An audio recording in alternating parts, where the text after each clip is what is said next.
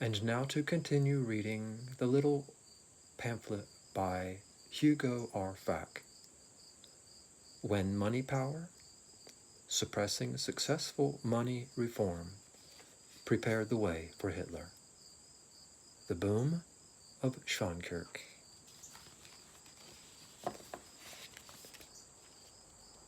Carrying on from before.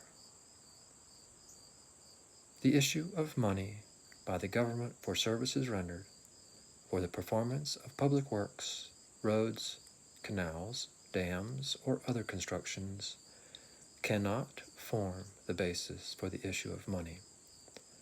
Such public works do not produce goods, but rather consume goods, remove them from the markets, and even if replenished by new production, an increased volume of money is then facing the same volume of goods as before, with the result that prices are rising, that money is depreciating.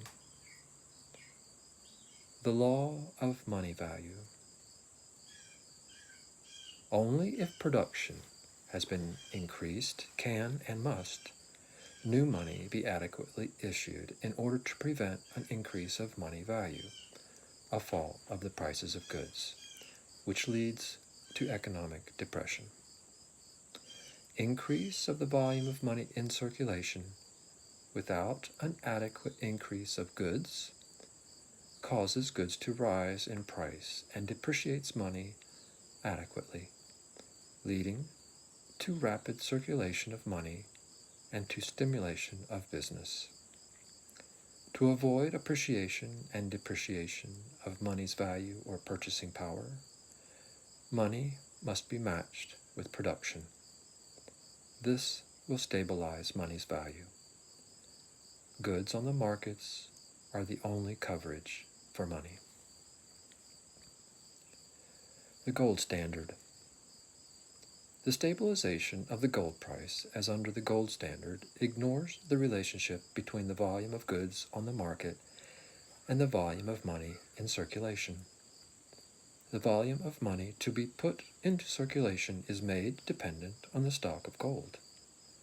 Consequently, the nations are delivered under the gold standard to violent fluctuations of their price level, determining the purchasing power of their national money unit, to booms and depressions, at the will of the international bankers controlling the gold hoards, and who harvest from these fluctuations immense profits, with the people always the losers.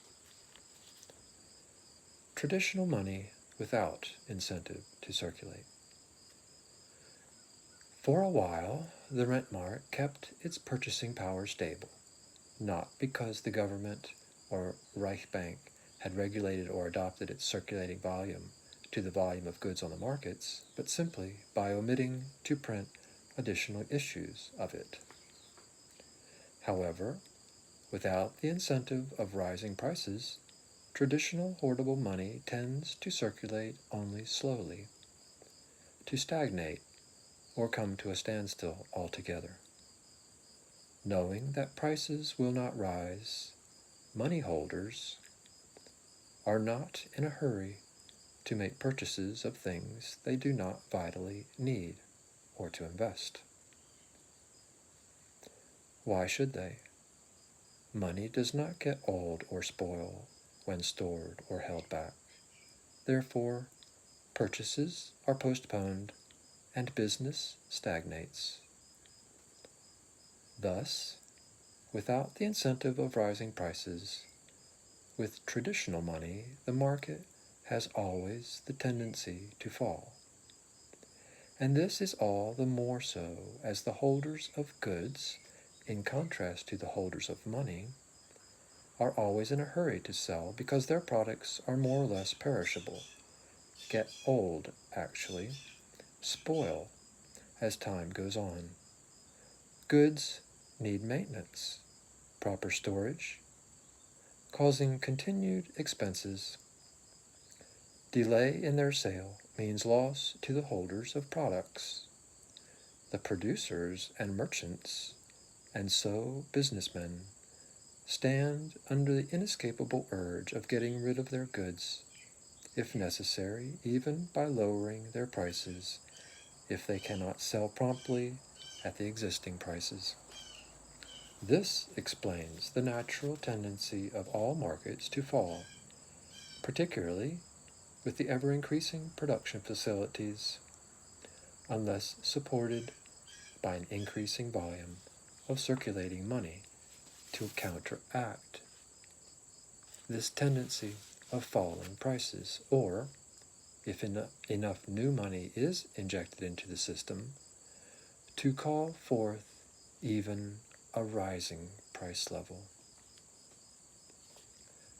The traditional course from boom, inflation, to depression, deflation, and back to boom, inflation. Thus it happens that nations have never had for any length of time a stable price level.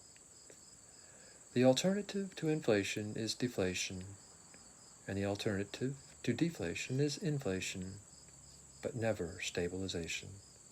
As long as we have the present day non-incentive money with no natural urge to buy, while facing on the markets products with an inherent urge to be sold because of perishability and expenses.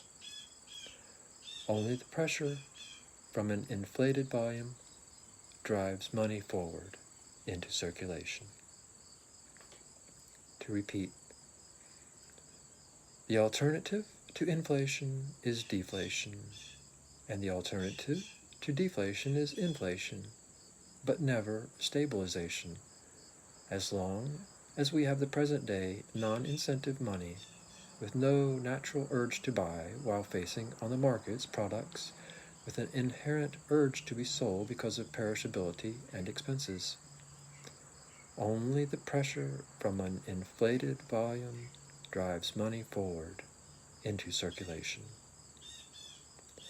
When Germany tried to avoid the terror of a renewed inflation by keeping the printing press at a standstill, prices began gradually to fall, causing business stagnation and depression. The number of unemployed grew constantly, and then happened what the money powers have always suggested to governments, namely, in order to get better conditions, to lower prices still more by deflation so that the poor people might buy more for their little money. Such is the wisdom which for decades has been passed out to those in office by the money powers, and statesmen, and politicians, and the people have fallen for this deception chiefly because of their lack of knowledge of the laws of money circulation, with truly disastrous results for the people and tremendous gains for high finance. To repeat, what the money powers have always suggested to governments, namely, in order to get better conditions, to lower prices still more by deflation, so that the poor people might buy more for their little money. Such is the wisdom which for decades has been passed out to those in office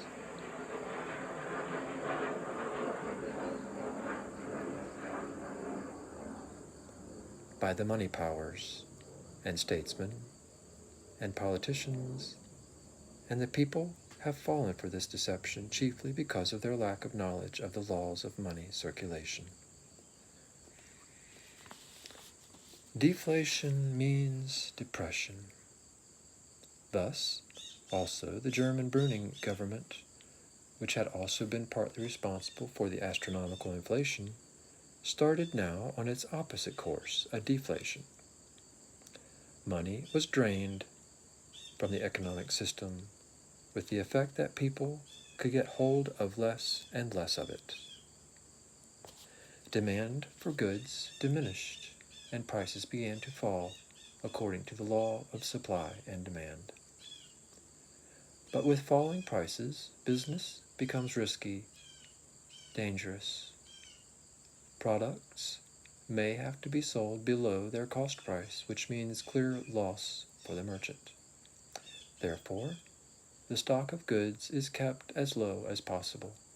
Wholesalers and manufacturers receive few orders. Workers are dismissed. Consumption is thereby contracted, causing further fall of prices, more closing of businesses, with business failures and misery widespread.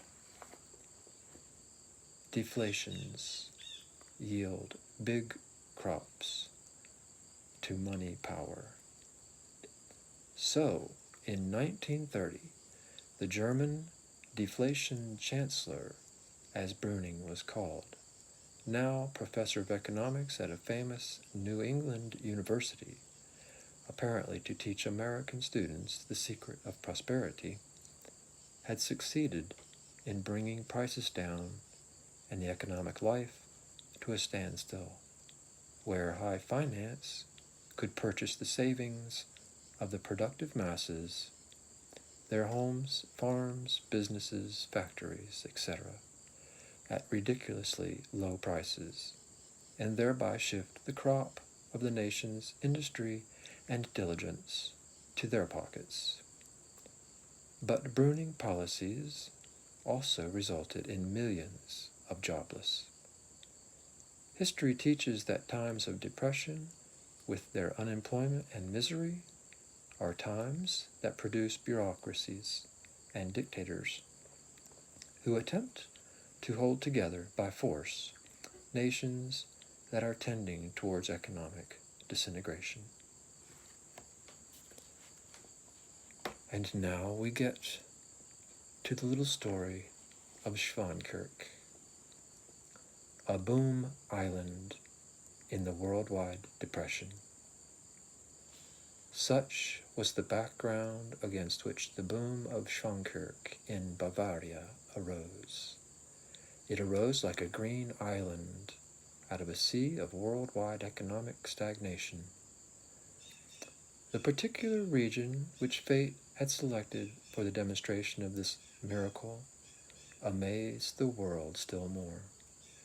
Deep in the economically and culturally rather backward regions of the Bavarian forest, where people had very few of the benefits of modern civilization, deep in those wooded hills and mountains, where fairy tales of the 7 dwarfs and lovely Snow White beyond the 7 hills became almost a reality, but where the reality of economic life for man is so much harder and more toilsome than elsewhere, there was the place of the miraculous occurrence.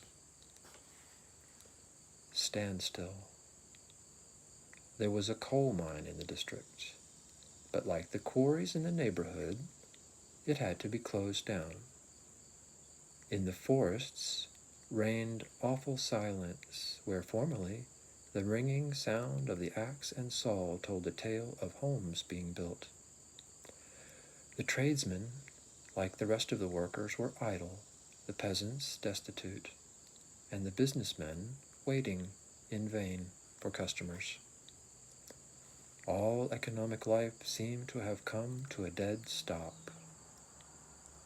One stood helpless in the presence of this paralysis of economic conditions, with a degree of poverty and misery that was beyond description. Towards the middle of the 1920s, the mine had definitely closed after having passed through various hands, with always the same results: bankruptcy. When the depression became more intense, the mine succumbed as one of its first victims. All efforts to revive its activity by changing ownership proved unsuccessful. Finally, the managing engineer, using all his savings, purchased it, but only to keep it closed, as he could find no one who would invest the necessary capital to work it, even on a small scale, so that some of the people most in need might eke out a mere existence. Thus, for 5 long years, the water had been rising in the shafts of the mines. The miners, together with a lot of other people who directly or indirectly had been benefited by the working of the mine, were marching weekly or monthly to the city hall to receive their unemployment dole, just enough for keeping hunger at bay. The shops remained void of customers. Not even wieners were asked for at the butcher's. The people went in worn-out shoes and clothes, leaving the shoemaker and the tailor with a worrying wife and hungry children. And rarely was a guest seen in the restaurants. When the magic wand began to work. At the very time when the night of the economic depression began to darken and spread all over the civilized world, when the statesmen of the nations began to put their heads together in order to devise some plan of relief from unemployment and human misery, when the economists and politicians began making long speeches on overproduction instead of on underconsumption because of the lack of money in circulation, talking of too much wheat for bread while millions were hungry, of too much wool and cotton for clothing while most people were badly clothed, of too much milk, fruits, meat, coffee, rubber, etc., etc., of too much of almost everything, when people were in bitter need of all these things, when the storehouses for nature's bounty were not emptying as usual, but rather filling up, while the destitute masses could not buy the things they saw in such abundance. Then the magic wand began to work at Swankirk and vicinity in the remote Bavarian forest. Men and things began to move. The machine at the mine began to pump the water from the shafts. Workers in rubber boots went down to repair them. The hoisting tower of the mine having burnt down in the meantime, as though fate had decided to write finis to the enterprise, was now being rebuilt. Soon the mining transports began hurrying down to the railroad station, emptying their loads of coal into the railroad cars. The dole office began to lose its permanent customers. The restaurants began to enjoy patrons again, and the guests to regale themselves from the bountiful store of Bavarian beer and the good things to eat. The butchers saw their wieners go out like the proverbial hot rolls, and the meat consumption rose to quantities unknown in many years. The tobacco store resounded to the ring of the doorbell, and the hardware dealer's sales rose to amounts which he had no memory of ever having been reached before. Shoes and suits were sold at a lively rate, and the whole place and neighborhood region became filled with hope and the joy of life, where formerly misery and despair had held sway. A secret hushed up. What had happened? Certain it was that no donation had been made and no loan granted to the community, and yet something had happened. Some mysterious power had accomplished this unbelievable, unheard-of change. How did it happen that the unemployed of this desolate region found work and bread, when millions and millions elsewhere, in almost all nations, were suffering from starvation? The press began to talk about these very strange happenings.